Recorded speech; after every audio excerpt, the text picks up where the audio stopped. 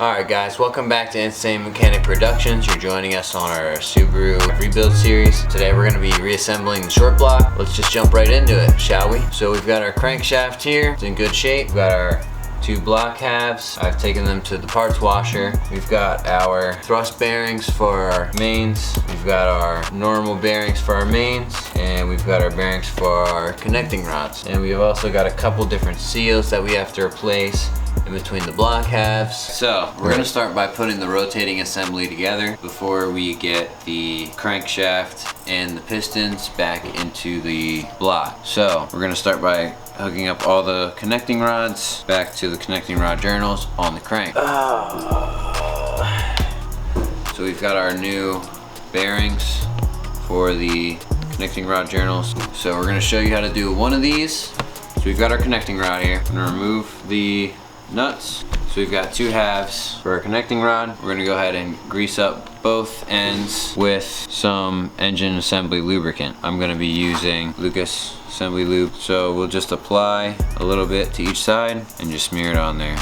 We got any lube? Like at this point, even olive oil would...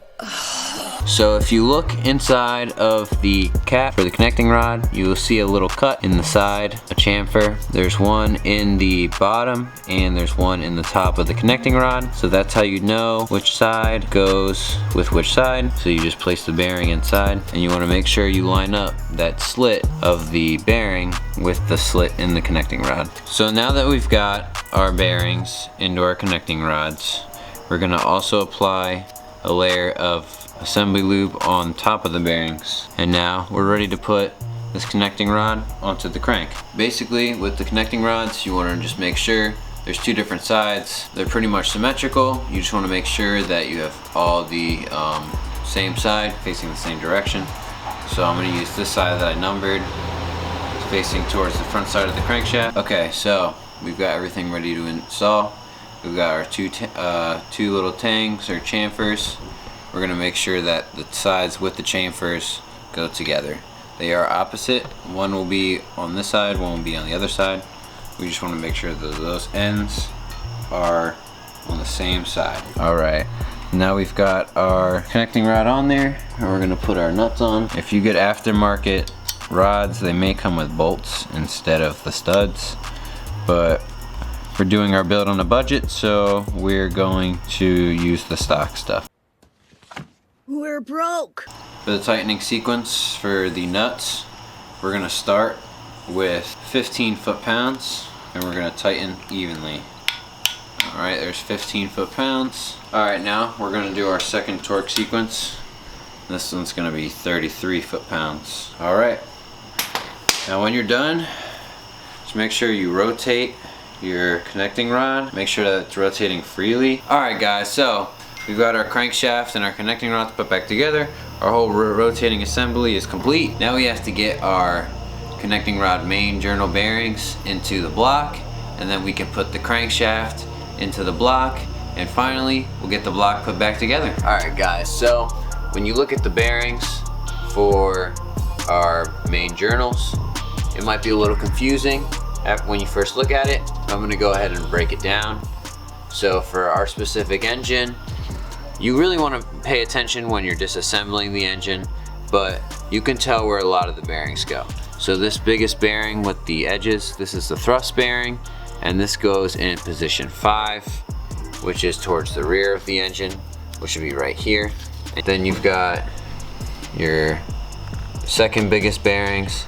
These bearings go in position 1 and position 3. So then you got your final bearings, which are a little bit smaller in diameter, and those go in position 2 and position 4. We'll show you how to do it on one half of the block. So start with your assembly lube. You want to get assembly lube everywhere. Make sure you pay attention to that chamfer, just like we were talking about with the connecting rods. So we'll line up the chamfer first, and then once that's lined up, push the other end of the bearing into the journal.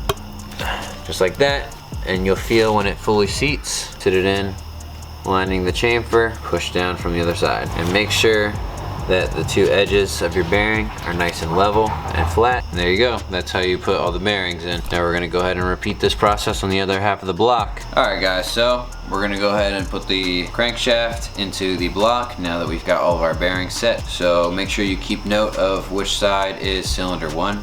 Write that down, write that down! Which will be the side with the longer shaft. I've got my bolt on here still so I can remember this is towards the front. So we're gonna go ahead and follow specifications for service data. There we go. All right, we've got our crankshaft in and both of the rods are in the cylinder bores. All right guys, so now that we've got the crank in block for cylinder 2 and 4, we have to apply gasket maker to the half of cylinder 1 and 3. All right you guys, so we've got our gasket on the motor. It's not the prettiest, but it'll do. All right, so now is the moment of truth.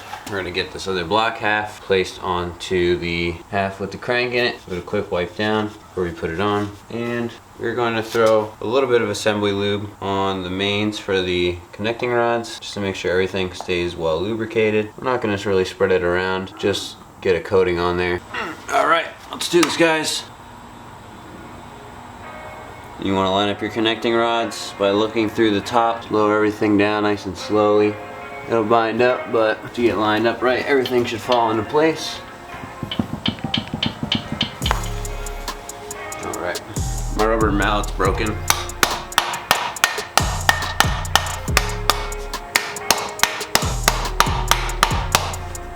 And this block really does not want to fucking go together, does it?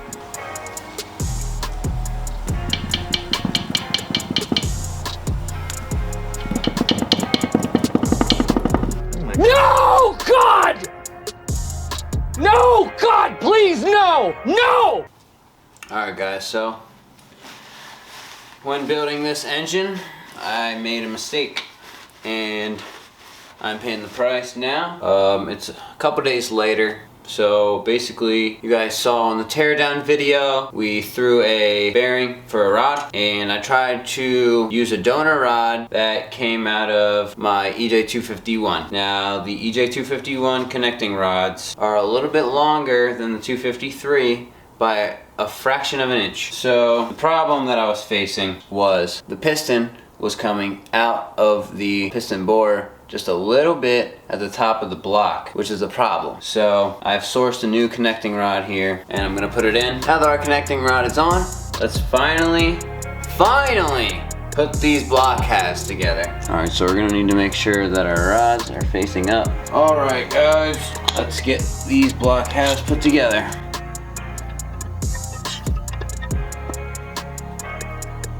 Alright, now everything is sitting. You kind of just have to work it all together. Now usually for me that option is rubber mallet. Usually I'll just tap all four corners.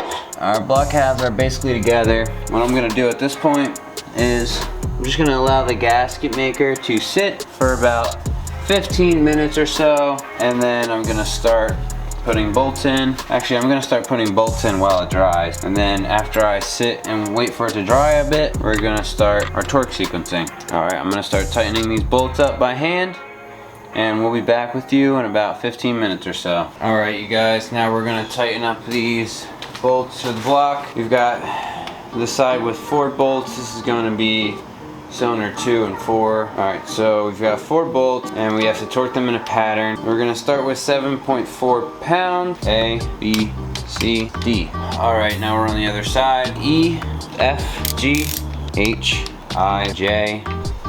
Alright you guys, now that we've got all those torque values in, now we have to start doing 90-degree angle turns on the bolts.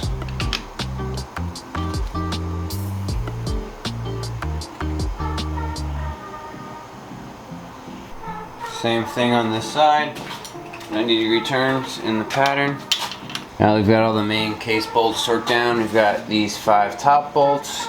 There's one in the back that I won't be able to show too well. There's one on the bottom. We're gonna torque all of these to, it's supposed to be 18.1 foot-pounds.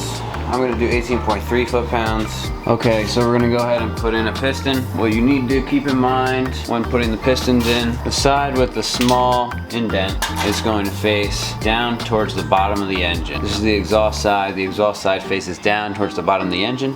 Just make sure that the small notch facing down. I'm pretty sure I went through a whole segment on how to re-ring these pistons, but you wanna make sure that the top ring is facing one side of the wrist pin hole and the second ring is facing the other side, 180 degrees opposed. So I got the ring compressor here. I try to keep it as level as I can with the bottom of the dome for the piston right above the side skirt. I'm gonna tighten that up as much as I can. I'm gonna get the side skirts wiped down and apply a fresh layer of assembly lube to both sides of the side skirt, as well as a little bit in the cylinder wall. Rub it around.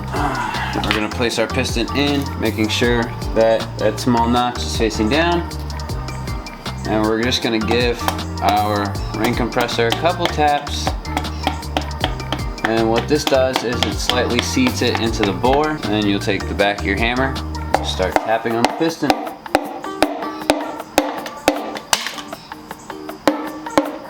So it's all the way in.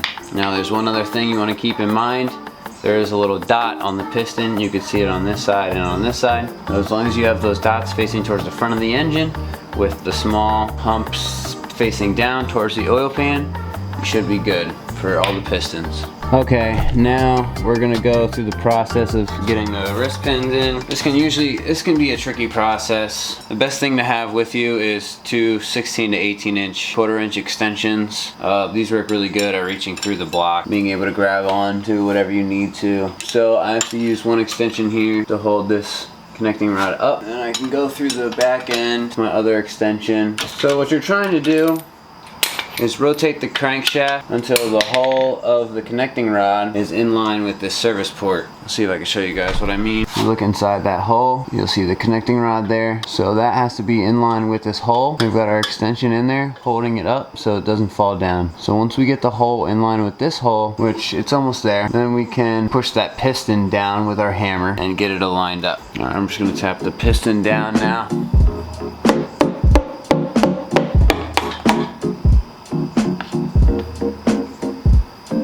Alright, so now the piston is hitting the extension, pull out a little bit. Okay guys, so let's see if we can get your eyes on this one. So you can see this thing moving in here, that's the connecting rod. This has to line up perfectly with the piston. So when you hold this right in the center of the piston, you shouldn't see any of the edges of the connecting rod. They should be perfectly lined up. Once they're perfectly lined up, you can hold it with the extension from the back of the block, and then you can tap in the wrist pin. Alright guys, so I've got one of our wrist pins here. I'm going to cover this in the engine assembly lube before I put it in to make sure it's got a nice smooth entry. Now I'm going to watch in this hole, make sure everything's lined, and then I'm going to put the wrist pin in. Okay guys, so we've got all the pistons in now. We got to put all the plugs back in. Alright you guys, so I've got our 3 plugs here. These are the ones that we use the T70 Torx for. They're a hex, but these are T70 Torx. So what I'm going to do is apply some RTV around this metal washer they call for in the OEM instructions. We got it coated in the gasket maker. We're just going to hand thread it in and then torque it down. So you should start to see the gasket squeeze out from around the edge. That's when you want to stop. We're going to let it tack up a little bit, and then we're going to apply the final torque. So we're just going to repeat that process for all 3 of the other plugs. You can reference the disassembly video. In the disassembly video, I show exactly where they come out of. And once you see it start to squeeze out, then stop and let it sit and dry. Alright, so we're just going to do things in kind of the order that we like. You know, there's no set specific way to put all the parts back onto the block. I mean, some things do have to come before others. What an idiot! Oh, what a loser! We actually have to put our baffle on first. And once we got our baffle on, then we can put our pickup on. Now remember guys, this build is being done on a budget. We are using a lot of OEM parts that came out of the engine. Or from donor engines. However, the real point of doing it this way is to show everyone watching that you can do all this yourself too. if you really put your mind to it, you can accomplish the same things that I'm accomplishing. Just takes a lot of research, a little bit of know-how. So I'm gonna torque all these bolts down to about 8 foot-pounds. Okay. Now we're all set. We can get our oil pan on. All right, you guys. Now, I realized that my oil pan is a little dirty because this motor threw a rod bearing, as you saw from the teardown. So we're gonna order a new oil pan, but for now we're gonna proceed. So here we have our new oil pump. We've got a kit here that includes a new O-ring and new bolts. We just have to apply gasket maker to the surface to seal it. Okay, we are back. So there's 2 notches on each side of this crankshaft, and these 2 notches need to be facing up and down. So we're just going to turn crank until they're facing up and down, and now this should go on. All right, there we go. Now the oil pump's on. We're gonna start putting the bolts in it. All right, now they're all tight with the ratchet. Once again, we're gonna let it sit and tack up a little bit, the gasket maker, and then we'll put a final torque. It's probably gonna be about like 7 foot-pounds. We're just gonna let it sit for 5 or 10 minutes. All right, you guys. Now we're gonna start working on the water pump. We got a new water pump from Gates. Comes with a new gasket, new thermostat, O-ring. Now there's one thing I'm going to do, but you don't have to do this. I'm going to, just to help me with the installation, I'm going to put a thin layer of gasket maker along the surface of the water pump. Very, very thin layer. All this is going to do is help keep the gasket on while I'm trying to bolt everything together. It's not for sealing purposes.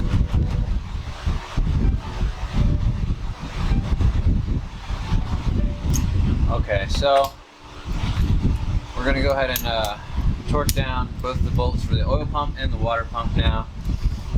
I'm gonna go to about 8 foot-pounds. The next day. Okay guys, we are back.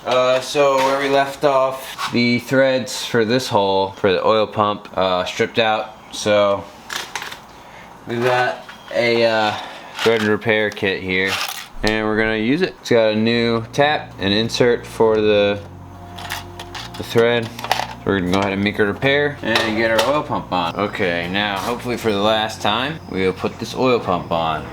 All right, there we go. Now it's very important, make sure that you hand thread all these bolts first with your fingers.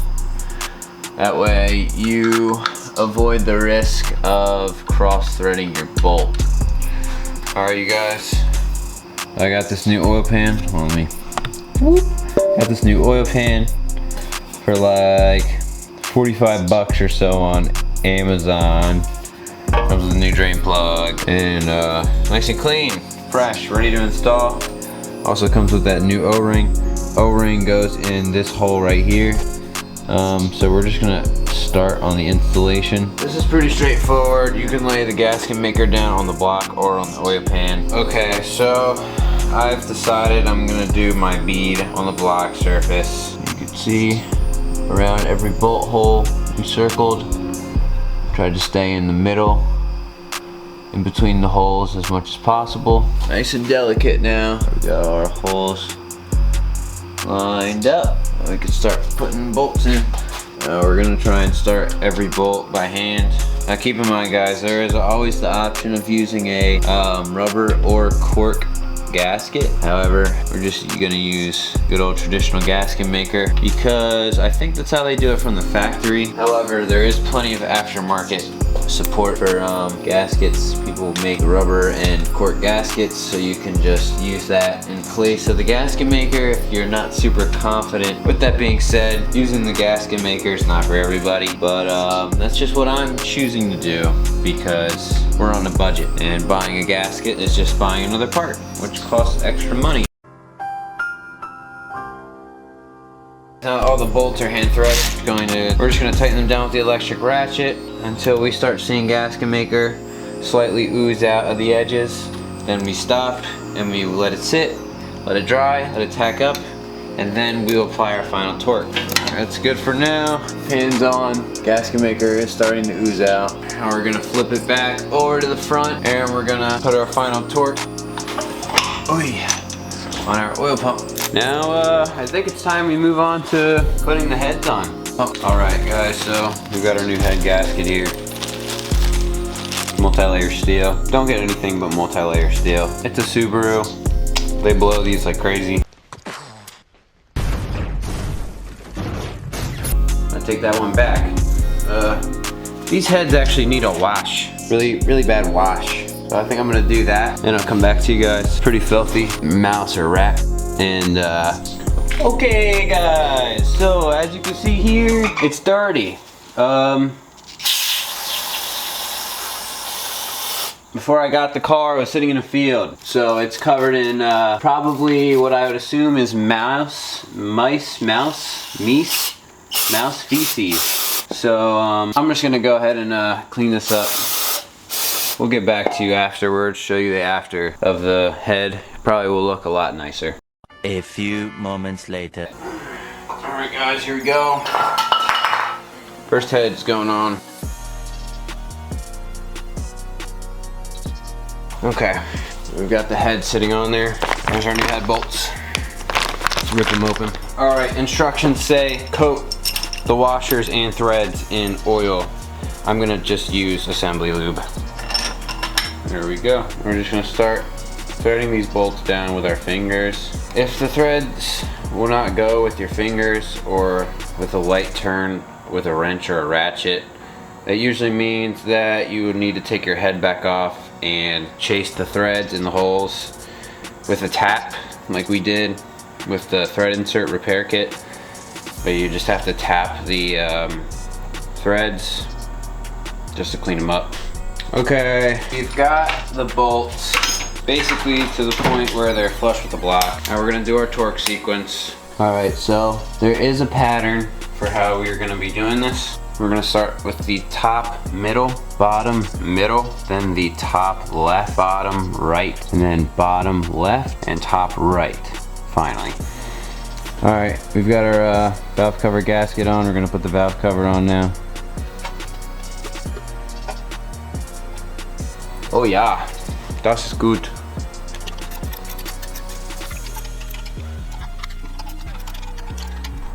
Okay you guys, so I was about to put this valve cover on and then I realized that there's a bunch of gunk buildup inside of this port here. This is for our positive crankcase ventilation. So we gotta go run to the store and get some more brake clean. And good thing that our good pal Tony just showed up. Hey, we're here to the rescue. So we're gonna go hit the store, we're gonna get some brake clean and probably get some eats, and we're gonna take you guys along for the journey. Let's go.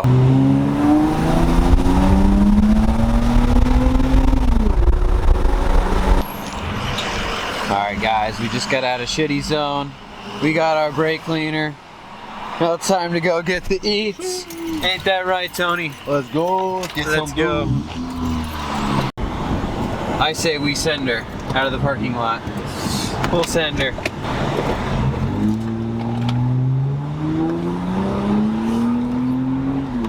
Woo! J30. She's got power. Only 200. Only 200. But that's still better than my Subaru.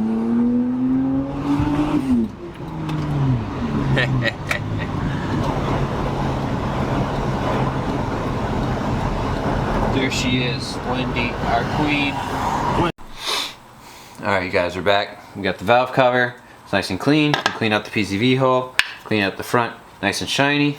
Alright you guys, that's pretty much all I've got for you today. We're gonna have to come back in a few days once I can replace that variable valve timing solenoid.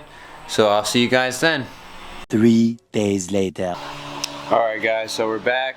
The engine, I've made some more progress with it. We posted a short, the timing is set.